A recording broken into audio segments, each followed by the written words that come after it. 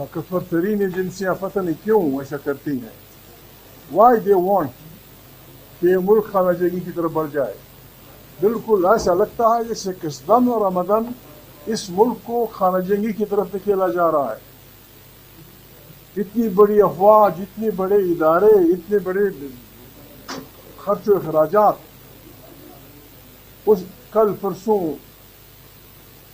چونکہ آپ کو جغرافیہ کا علم نہیں ہے، راڑا شم بالکل میدانی علاقہ ہے. راڑا شم جب لائی سے آپ چلتے ہیں پنجاب کی طرف، بالکل یہ میدانی علاقہ ہے.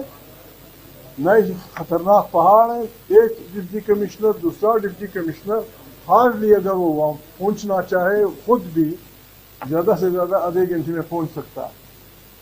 وہاں 11 بجے عام راستہ روک کے جو پرائیویٹ بسیں چلتی ہیں بچوں کو، لوگوں کو اتارا کہاں کے ہو، کیسے نہیں ہو، یہ تماشا 11 بجے سے صبح 4 بجے تک جاری رہا ہے.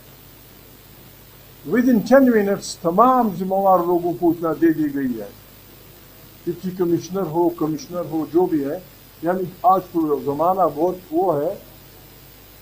ہوم منسٹر یہ جس چیز کی حکومتیں یہ بناتے ہیں 2 نمبر کی، اس کا نتیجہ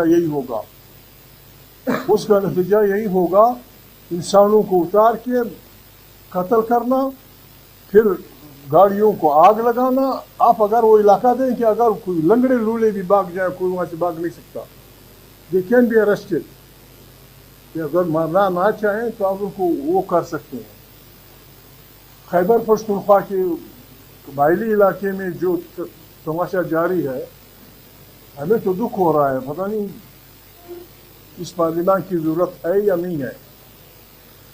میں تو کبھی کبھی اپنی افواج پہ شک پڑتا ہے کہ آپ کس خوشی میں. یہ جو علاقے ہیں جہاں یہ لوگ مارے گئے ہیں یا جہاں دکھی